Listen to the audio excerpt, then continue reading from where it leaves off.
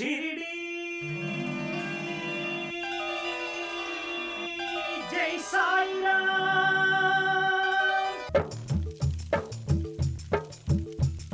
शिरडी जय साई राम, शिरडी जय साई राम, शिरडी जय साई राम, शिरडी जय साई राम। जगद्गुरु साई राम, श्री सद्गुरु साई राम, जगद्गुरु साई राम, श्री सद्गुरु साई राम। निराकार साई राम, निर्विकार साई राम, निराकार साई राम, निर्विकार साई राम। चिद्विलास साई राम, चिदानंद साई राम, चिद्विलास साई राम, चिदानंद साई राम। शिरडी जय साई राम, शिरडी जय साई राम, शिरडी जय साई राम, शिरडी जय साई राम। जगद्गुरु साई राम, श्री सद्गुरु साई राम, जगद्गुरु साई राम, श्री सद्गुरु साई राम। जय साई राम, शिरडी जय साई राम, शिरडी जय साई राम, शिरडी जय साई राम, शिरडी जय साई राम, शिरडी जय साई राम, शिरडी जय साई राम, शिरडी जय साई राम, शिरडी जय साई राम, शिरडी जय साई राम, शिरडी जय साई राम, शिरडी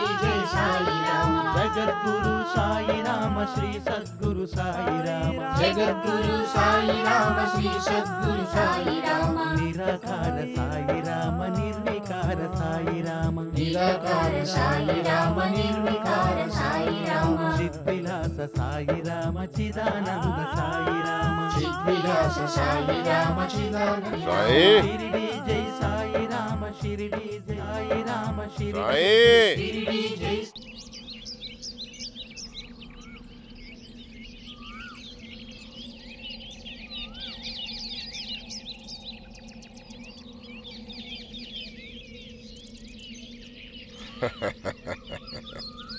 साईं बहुत बड़ा हो गया है, मुझे बहुत खुशी हुई।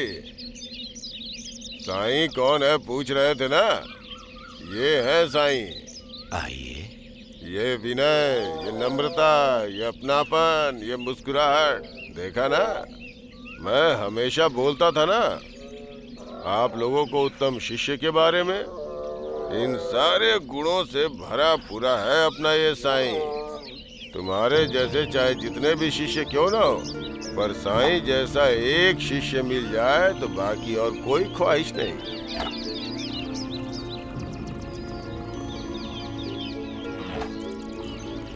ऐसे क्यों देख रहे हो सब लोग? साईं मेरा शिष्य है, इस गुरु का पसंदीदा शिष्य। क्या हुआ, तुम लोगों को आश्चर्य हो रहा है क्या? साईं मेरे सारे शिष्यों में सबसे महान हुआ है। अपने गुरु का नाम इसने बहुत बड़ा कर दिया। मुझे बहुत अभिमान है। हे साईं, इस गुरु को गुरु दक्षिणा नहीं दोगे क्या? दक्षिणा लेने आए हैं गुरु। शिष्य को ढूंढते हुए यहाँ तक आपका आना हुआ। शिष्य की तलाश में आप आए तो शिष्य को आशीर्वाद भी दीजिए। गुरु की सेवा से ही शिष्य धन्य हो जाता है। शिष्य ने ही इतने सारे भक्त प्राप्त कर लिए हैं। साईं के शिष्य हो इसलिए आप सबको मैं अपना शिष्य बना लेता हूँ। मेरे दर्शन पाके तुम सबके सब धन्य हो गए। साईं मेरे नमाज पढ़ने का वक्त हो गया है। एकांत में नमाज पढ़ के फिर से आता हूँ। आकर मैं गुरु बोध देता हूँ। हमें अच्छे शिक्षक के रूप में स्वीकार किया जाए, इसलिए हमारा आशीर्वाद आप सबके साथ है। साईं अब हमें चलना ही होगा। रास्ते में तुम्हें बहुत कुछ बताना है। चलो।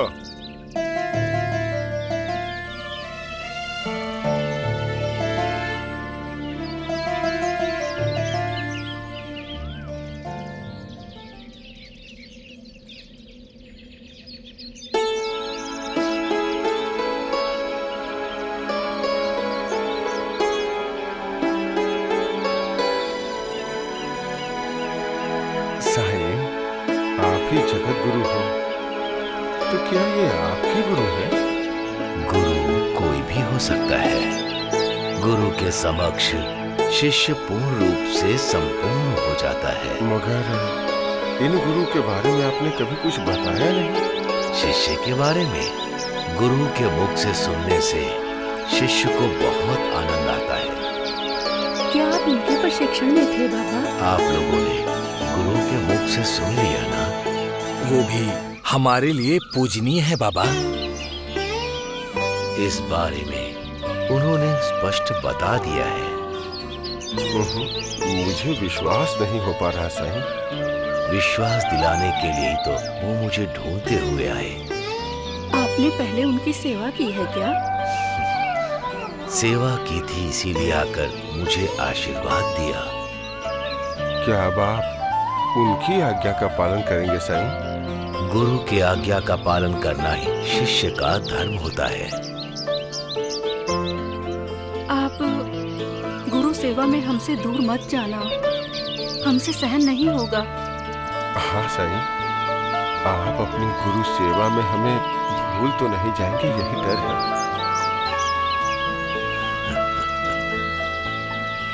अल्लाह मालिक।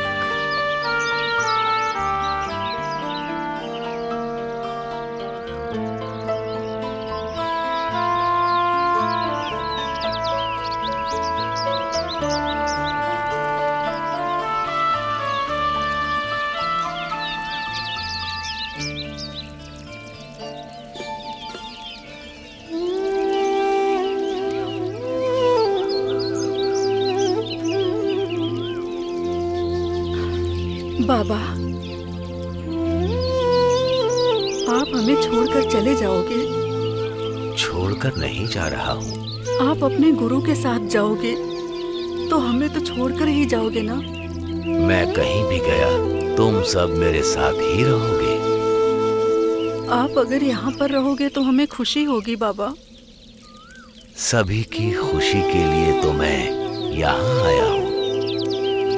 आप अगर उनके साथ जाओगे तो हमें तो दुख होगा ना बाबा। लक्ष्मी, वो हमेशा अपने चाहने वालों के सामने ही बात रखता है, लेकिन उनको मन में रखना सीख लेना चाहिए। सामने होकर मन में नहीं होना बहुत बड़ा व्यर्थ है,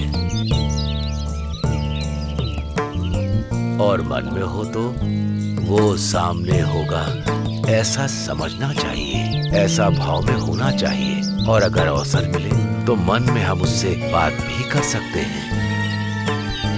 मैं कहीं नहीं जाऊंगा, जो होना होता है वो होकर ही रहता है।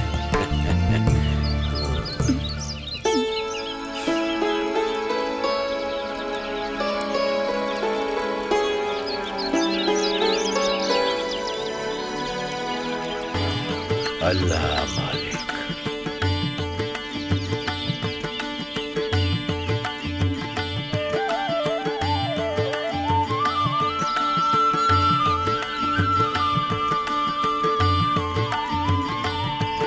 अल्लाह मालिक।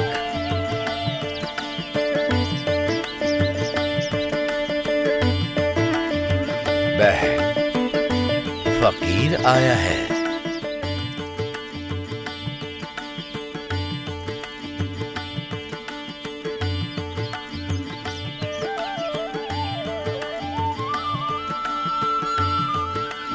बाबा, ये कैसी विचित्र स्थिति है। आपकी सेवा करने का मौका हमसे मत छीनिए। आपकी सेवा हमारे लिए सब कुछ है। गुरु जैसा कहेंगे शिष्य को वैसा ही करना चाहिए। जो गुरु की बात नहीं मानता वो कभी अच्छा शिष्य नहीं होता। अगर मैंने पालन किया तो तुम भी पालन करोगे।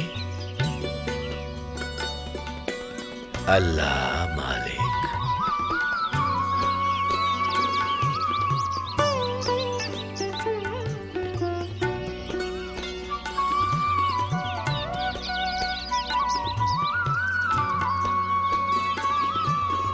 लक्ष्मी, फकीर आया है।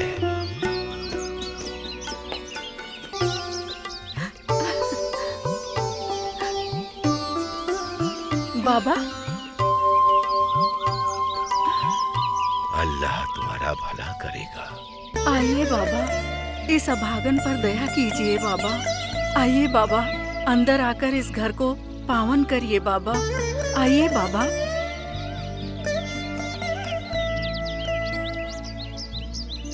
बाबा, क्या सोच रहे हो बाबा? आप ऐसे इस धूप में कब तक खड़े रहोगे? अंदर आकर भोजन करके आराम करके जाइए बाबा। आप जो कहेंगे वो बनाऊंगी मैं। आइए बाबा।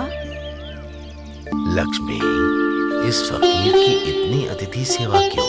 जो भी है मेरी झोली में डाल दो, मैं चला जाऊंगा। बाबा, पेट भरकर खिलाती हूँ। आइए बाबा।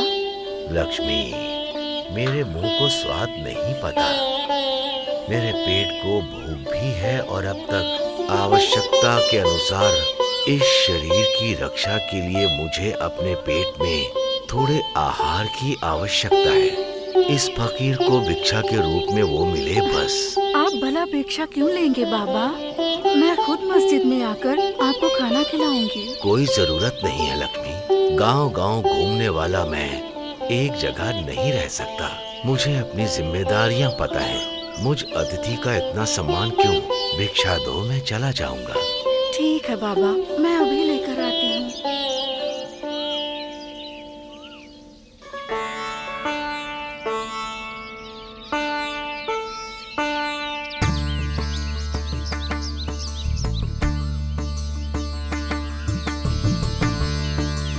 बाबा,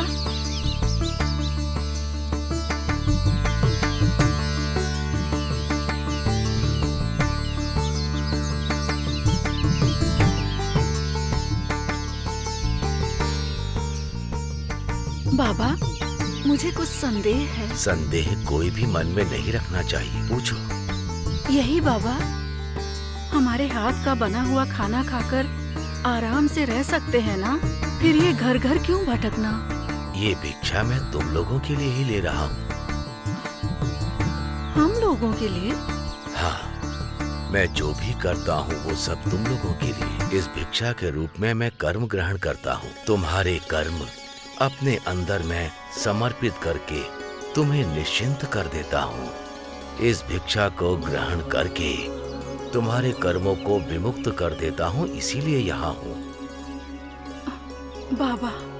हाँ लक्ष्मी, भिक्षा में समर्पण की भावना होनी चाहिए। भिक्षा देने में अहंकार की भावना नहीं होनी चाहिए। भिक्षा के द्वारा जो फल प्राप्त होता है उसे त्याग बुद्धि से ग्रहण करो। तुम्हारा काम है सिर्फ प्रयत्न करना। तुम परिणामों की जिम्मेदारी मत लो। ये मैं नहीं कह रहा, गीता में श्री कृष्ण ने कहा है। इस बात को समझने के लिए हमारे पास बुद्धि होनी चाहिए। तुम्हारे पाप और पुण्य को कर्म के रूप में भिक्षा में लेता हूँ। भिक्षा देना तुम्हारा कर्तव्य है और उसे स्वीकारना मेरा धर्म। फल तो ईश्वर के हाथ में है।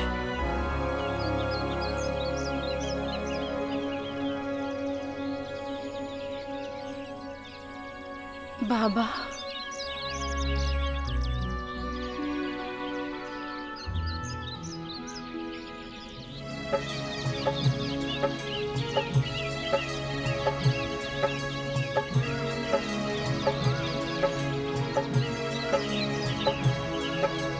విశ్వమునేలే జగద్గురువతను శిష్యుడుగా తను మారిపోయెను.